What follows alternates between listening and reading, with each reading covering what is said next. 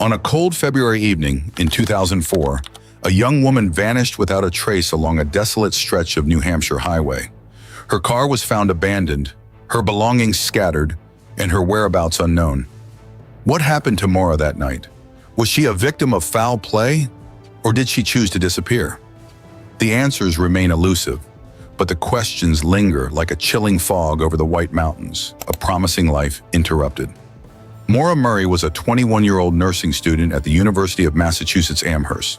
Described as intelligent, athletic, and driven, she was a standout in her academic and personal life.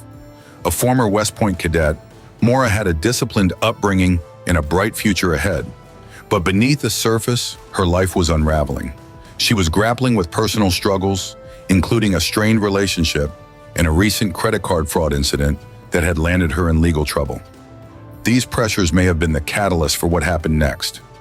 On February 9, 2004, Maura packed her car, withdrew $280 from an ATM, and purchased alcohol at a nearby store.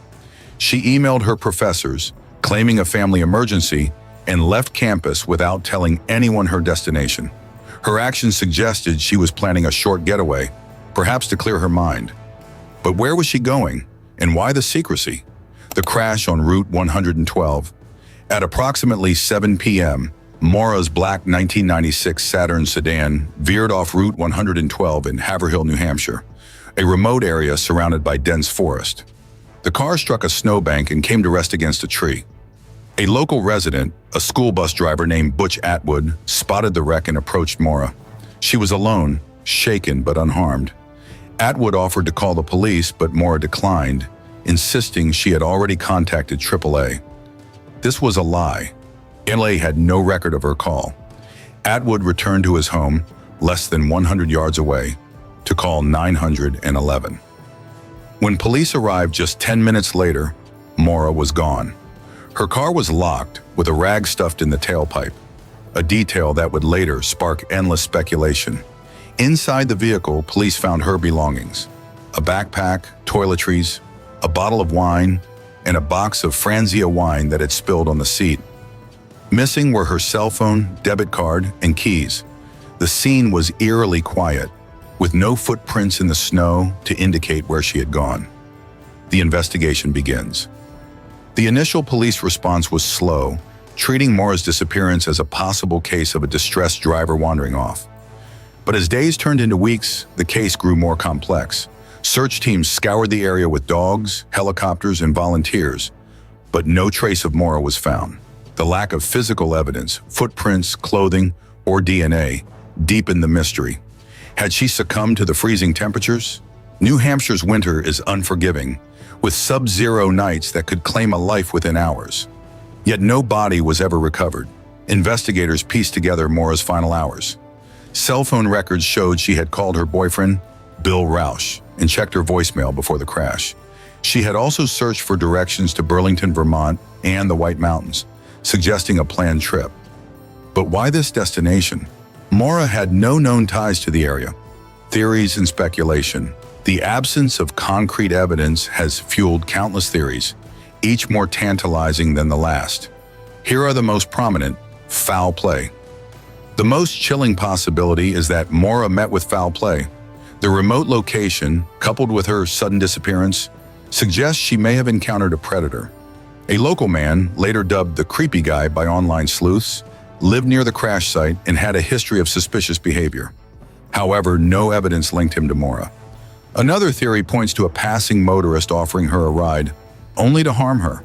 The short window of time, less than 10 minutes, makes this scenario plausible but difficult to prove. Voluntary disappearance. Could Maura have orchestrated her own disappearance? Her recent troubles, including the credit card fraud and personal struggles, suggest she may have wanted to escape. Supporters of this theory point to her secretive departure from campus and the lack of evidence of a struggle. Perhaps she hitched a ride to start a new life under a new identity. Yet her family insists she would never abandon them without a word.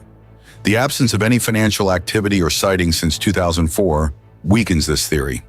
Accidental death. The harsh New Hampshire winter offers another explanation. Maura, possibly intoxicated from the alcohol found in her car, may have wandered into the woods and succumbed to hypothermia. The dense forest could have concealed her body, and animals may have scattered her remains. However, extensive searches, including infrared scans, turned up nothing. The lack of footprints in the snow further complicates this theory. The rag in the tailpipe. One of the case's most puzzling details is the rag stuffed in Maura's tailpipe. Her father, Fred Murray, later revealed that he had once advised Maura to use this trick to reduce exhaust smoke if her car was malfunctioning.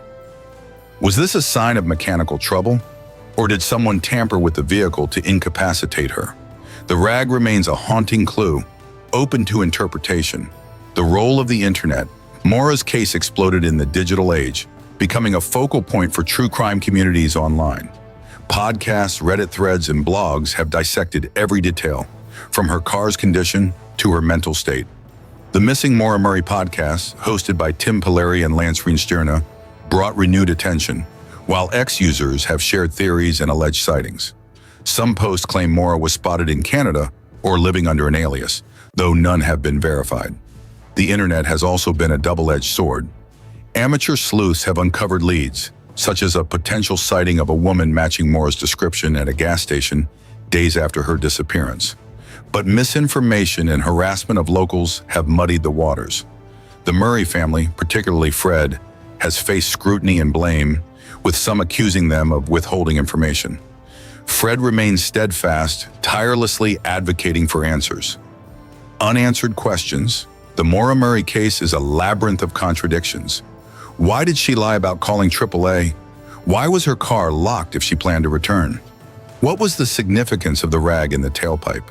And most importantly, where did she go in those fleeting minutes before police arrived? Each question leads to a dead end, yet the case continues to captivate. One compelling angle is Maura's state of mind. Friends reported she was under stress, possibly exacerbated by a recent car accident and her legal troubles. Her decision to leave campus abruptly suggests she was seeking solace or escape. But the lack of communication, no note, no call to her family, feels out of character for a woman described as responsible and close-knit with her loved ones. Why we're still hooked? What makes Maura Murray's case so gripping? It's the perfect storm of mystery. A young woman with a promising future, a sudden vanishing, and a trail of clues that lead nowhere. It's a story that feels personal, as if Maura could be anyone's sister, daughter, or friend. The unanswered questions tug at our curiosity, while the human element, her family's relentless search for truth, tugs at our hearts. The case also reflects our fascination with the unknown. In a world of GPS tracking and constant connectivity, how does someone simply vanish? Maura's story is a reminder that some mysteries endure, defying technology and time. Whether she met with tragedy or chose to disappear, her absence is a void that continues to haunt. As we piece together the fragments of that February night, one thing is clear. Maura Murray's story is far from over. Somewhere in the shadows of the White Mountains or beyond, the truth waits to be found.